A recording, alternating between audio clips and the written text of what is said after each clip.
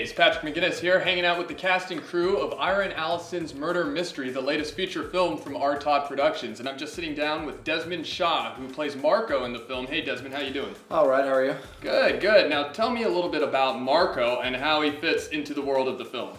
Well, basically, this guy was pretty underhanded and doing some dastardly deeds and had his hand in a few too many cookie jars and ended up paying the price. And even though I'm dead in the entire feature film, a pretty big part of the cast, number 3 on screen, I think I heard. Nice. So yeah.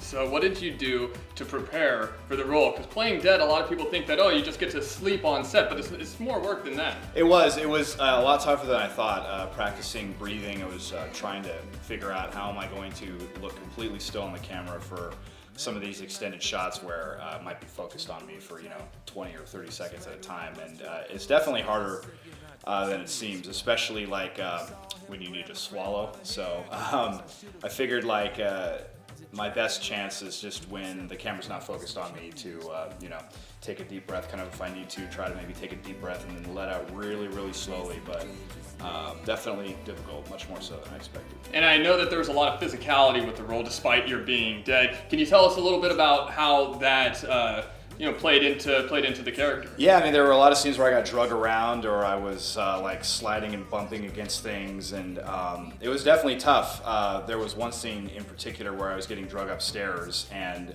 it was honestly pretty painful, but I'm dead, so I can't even grit my teeth or just show it in any way. So that was really difficult, trying to just kind of ignore that pain while fight through it. Yeah, just fighting through it without showing it at all. That's interesting. What was it like working with the director of this film, Ryan Willis? It was pretty good. This was one of the first productions I've worked on, and everything seemed to run pretty well. I think the timetables for some of the shots ran a little bit longer than I expected. But it definitely takes a lot of patience. I realize being an actor, there's a lot of times where you're just kind of sitting around and trying to kind of bide time until your scene comes up. Now, did you have, despite being dead in the film, did you have a favorite scene?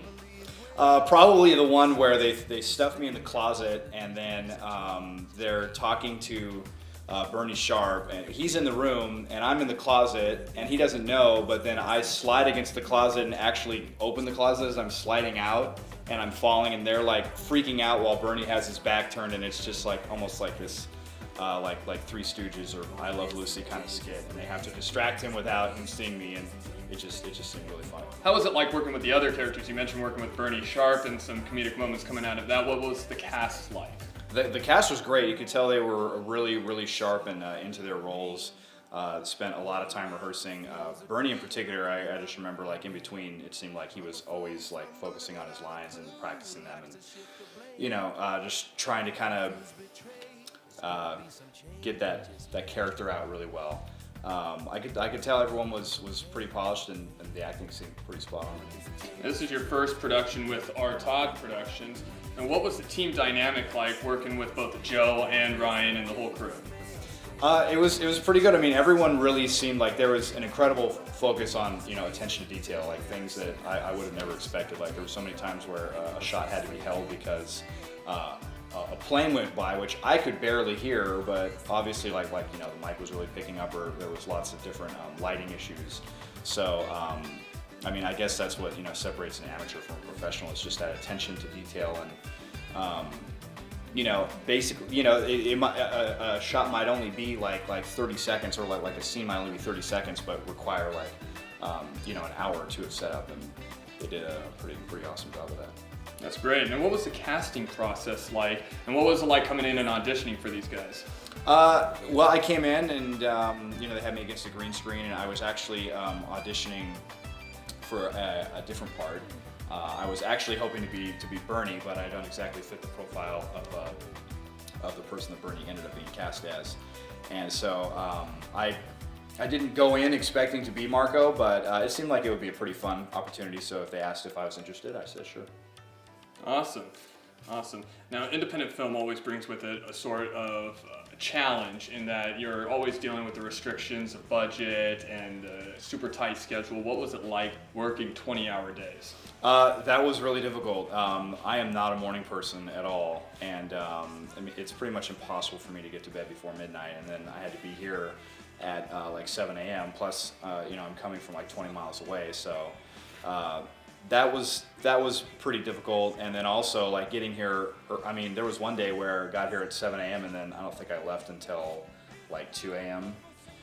You know, a lot of it was still like downtime, and I definitely had chances to rest, but it requires a lot more patience. How do you prepare for something like that? Do you do any? I mean, I'm sure coffee plays a part into it. Oh yeah, I am a huge caffeine addict, so definitely a lot of coffee. You know, getting up and taking a walk every now and again. You know, bring a laptop. Hopefully, there's some Wi-Fi, and you know, you can pass the time. It helps if football's on too. No, I bet. Now, on set, we were talking about a pretty positive atmosphere with this team of people. What was it like offsets? You said you're talking about doing some Wi-Fi, but what was the atmosphere like? What was it like hanging out with the other cast members, the other crew members offset as well? It was pretty casual. I mean, a lot of us were just eating. There was pretty good, you know, craft services the whole time, and like I said, a lot of people were just practicing their lines, but I didn't really have any lines to practice, so I just practice your physicality. Yeah, practice being dead. No, I definitely did try. Like, you know, how long can I hold my breath? Like, would it be possible for me to sit here and like not show any outward signs of breathing for, you know, 45 seconds to a minute? So, you know, try doing that. Obviously, making sure my makeup was perfect and all those things. Now, it's funny because you're one, I mean, you have no speaking lines in the film, you're dead throughout the entire time, but as a name, you're actually probably one of the more famous people attached to this project. What do you do in your own time when you're not filming? Yeah, it's kind of ironic because actually speaking is what I do for a living, and that I came into this not having any speaking lines. Yeah, I'm an eye in the sky news and traffic reporter for KNX 1070. LA's news radio station, and so I fly around in a plane and look at brush fires and wrecks and high-speed chases and just, you know, talk about what I'm seeing. So yeah, pretty crazy juxtaposition to go from an airplane to laying down on the carpet. That is pretty crazy. So I know that you're also involved in voice acting. I mean, you were talking about news radio. What type of part would you really like to sink your teeth into as an actor? Well, as an actor, or especially a voice actor, I would love to do some Saturday morning cartoons. You know, I grew up watching G.I. Joe and Teenage Mutant Ninja Turtles. It would be really fun to get into a role like that. But I also really love nature documentaries and like March of the Penguins. I was always very envious of Morgan Freeman. He does such a great job, you know, with narration. I would love to do narration for History Channel documentaries or National Geographic kind of stuff. Anything along those lines would be really awesome. So you really do put a lot of emphasis on your voice.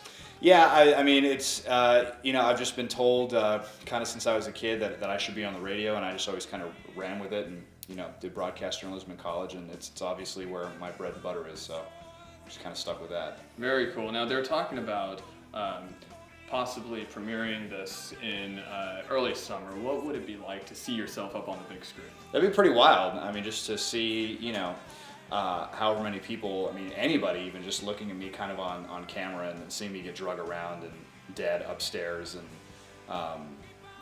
you know, bumping against things, I think it would be pretty funny, probably pretty unexpected. You think you're going to draw some laughs out of the audience? I would hope so. I mean, that has to be a neat feeling. Yeah, right? Yeah, it was definitely funny. You know, there were a lot of takes where it was hard not to laugh just because there were some really funny moments in this film.